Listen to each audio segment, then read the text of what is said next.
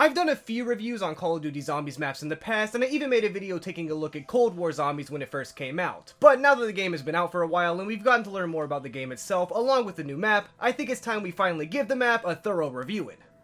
Alright, so how do you even go about reviewing a Zombies map? Well, there are several ways, and I'm sure you guys have your own ideas as well. With Die Machine, or whatever it's called, being a launch map, I think it will be a good idea to compare it to some of the other launch maps that have been released in Zombies over the years. Also, since it's technically a remake of Noct, I could compare it to all the other Noct maps as well, but why? But one thing that is an important aspect of the map is the fact that it's a reimagining and how many things were added onto the original map. This is important because it gives us the ability to compare this map to a lot of the other reimagined maps Treyarch has done recently, especially since that's what they did with pretty much every single Aether story map in Black Ops 4. Actually, not even pretty much, literally. The last 100% original Treyarch map was Gorod Krovi in Black Ops 3, which came out in July of 2016. And while I do love the remade maps and enjoy them a lot, I still think Treyarch should release some original maps soon. But regardless of what Treyarch should do with their own game, let's take a look at some of the new elements in Cold War Zombies that affect the new map. One of the most jarring changes that was added to Cold War Zombies is the way the zombies do damage to you. As the rounds go on, the zombies' hits start doing more and more damage to the point where you could die in just 2 or 3 hits even with Jug. Of course, they added armor into the game, which decreases the amount of damage the zombies' attacks do to you, which needs to be equipped on top of Jug if you want to survive into high rounds. There's only one spot in the entire map to buy and repair your armor, but it's pretty much in the exact middle of the map, just underground, so I'd say it's pretty well placed. This is also the only place you can upgrade the damage tier of your weapons, which I do want to say takes way too long to save up for. When I buy the tier 3 shotgun off the wall and spend my rare salvage on nothing other than upgrading my gun, it still takes like 30 rounds just to get enough material to upgrade my gun twice, which is ridiculous if you're asking me. The gun upgrades are very powerful and useful though, along with being well incorporated into the map, so Treyarch definitely did a good job with this. There's also only one crafting table to make your different types of grenades, I'm pretty sure. It's at spawn, which is a good spot, but since there are ammo crates all around the map, I was surprised there weren't more crafting tables or armor stands around the map too. To be fair though, the map is small, so maybe it just doesn't justify having more than one of each, but I think the size of the map is really good, especially for it being a launch map. Of course, Die Machine is much bigger than Notch and not too small by any means, and I actually think it's the perfect size for a launch map, so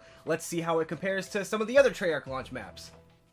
Well, of course, Noct from World at War isn't too different from Die Machine aside from, well, most of it, but I feel like that isn't worth analyzing. Black Ops 1 released with both Kino and 5, which I also consider to be great launch maps. I low-key hate 5 as a map, but for what it is, it's an enjoyable experience, I guess. But Kino, of course, is, well, Kino. But Die Machine actually has some nice qualities that Kino doesn't have. While Die Machine is still small and has a lot of training spots similar to Kino, it also has more complexity with the main Easter egg as well as several side Easter eggs, which of course Kino has none of. Obviously, it's not fair to compare Die Machine and Kino der Toten at face value, considering not only are they in different game engines with a lot of different mechanics, but like, Cold War is a literal decade older than Black Ops, so it might have some extra advantages as well. The reason this matters though is because Kino was obviously amazing for casual players and advanced players alike, because it got a lot of the core things a zombie map needs to get right. And Die Machine also has those aspects which make it insanely fun, just with some extra things on top of all that, which makes it even more fun for advanced players. Transit from Black Ops 2 may seem like it also would be better for advanced players considering how complicated it is, but the map just went too far. I made a video reviewing the map more in depth where I say Transit isn't that bad, and while I stand by that, it also isn't great. At least not when I just got done talking about Die Machine and Kino. Transit does have a lot of stuff for advanced players, but a lot of it is extremely tedious and feels more like chores than anything extra and fun. Transit also doesn't have as many training spots, along with the map being huge, so it's less fun with friends also. Though I still like Transit, I just think you have to play it differently than you normally would with any other Zombies map. Black Ops 2 also released with some of the bus stops of Transit being standalone maps as well, and while these are fun,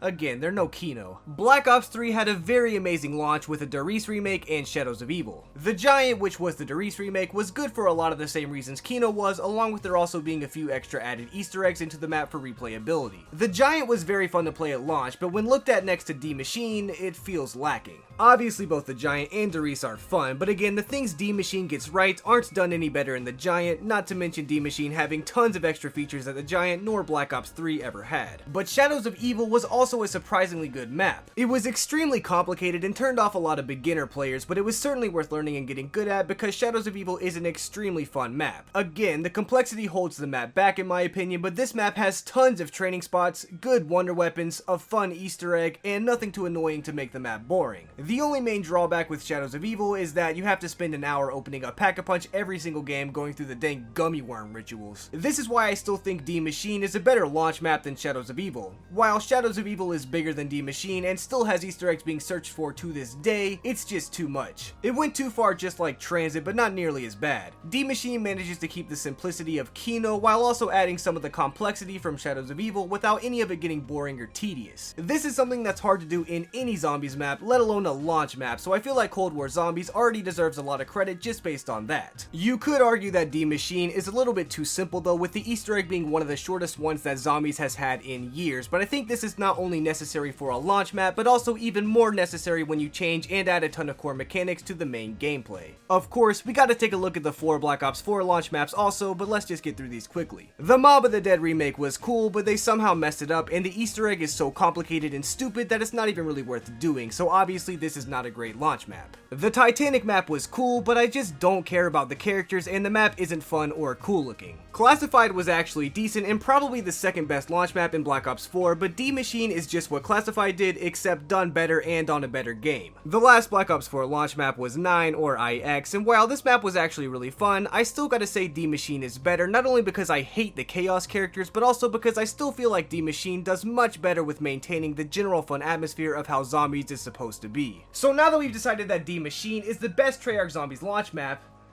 which actually sounds weird now that I say it, but anyway, now that we've decided that, let's take a look at the Easter egg and some of the main sources of replay value from this map.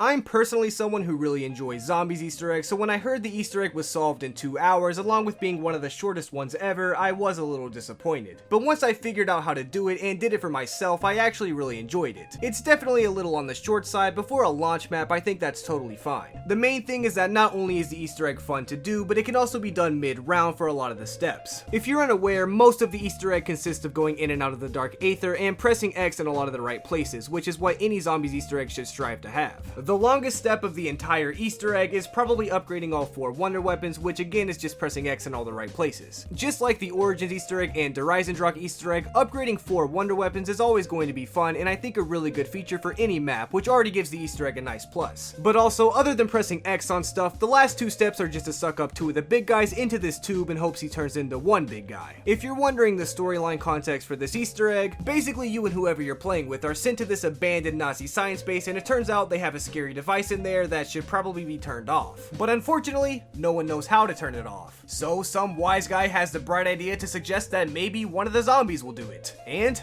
that's the entire Easter egg. I'm not joking. Once the big guy gets out of the cum jar and you press X a couple more times, you go to the last step, which is the boss fight, where you protect the big guy while he turns off the computer. I don't know why it takes him 5 minutes to press Ctrl Alt Delete, but the fight is fun and it ends with a nice Metroid-esque escape sequence into the exfil chopper. I bring all this up because the Easter eggs have always been an amazing source of replay value for obvious reasons. And while this Easter egg is certainly short, I think the replay value is certainly still there. In fact, the Easter egg speedruns for this game are so fun, I'd actually use those as another example of replay value for the map. But if the main Easter egg was never your thing, there are also a couple of smaller side Easter eggs that anyone could do, and some of them even give you a couple of rewards. The one that's the most significant, and probably the one you've already heard of, is where you go to the zombie dance party and you get gifted a loot crate. To go there, you just gotta shoot 5 blue balls, which isn't much, but again, it just adds another fun thing to do in the map. So we've talked about the different things you can do in the map, but before we end the video, we should probably talk about why the map is fun. Because that's probably important. Obviously, fun is subjective, so it's not like I can just show you a few clips of things I thought were fun and call it a day. But we can look at some of the things that we know for sure are not fun in Zombies and see how D Machine handled changing them. Number 1, and the most obvious lifted burden, is the perk limit. It sucked back in Black Ops 3 saving for perkaholics, and it sucked playing Black Ops 4 at all, so Cold War finally decided to do what they've always needed to do and remove the perk limit. There are only 6 perks, but Treyarch has said they're adding more, and I don't think the perk limit is 6, so that's only going to make the game more fun, especially with the Wonder Fizz being in the map. The bosses also aren't nearly as bad as some of the other boss zombies have been. In Black Ops 4, there were constantly boss zombies everywhere at all times, especially in the Chaos maps, which just got boring and annoying. The big guys can still be annoying, of course, considering that's their job and all, but now they've only come on certain rounds, and they really aren't too hard to deal with, especially if you have wonder weapons. There are just so many fun things to talk about with this map, like the challenges you can do to get rewards, the fact that max ammo refills your clip just like in Black Ops 4, along with Carpenter refills refilling your armor. The salvage, while having a slightly bad economy, adds another fun thing to the game other than the points that have been here since the beginning. The pack-a-punch system on top of all the new tier upgrade systems makes almost any gun viable and getting dark matter much more fun than it could have been. I can go on and on, but of course there isn't really a good way for me to prove this map is fun other than for me just to ask you to play it yourself, which you definitely should because there's crossplay now. So yeah, the map is really good. I'd give it like a 9 out of 10 at the very least, and it has me really excited for the future of Cold War Zombies. Come on, Activision, please don't mess this up.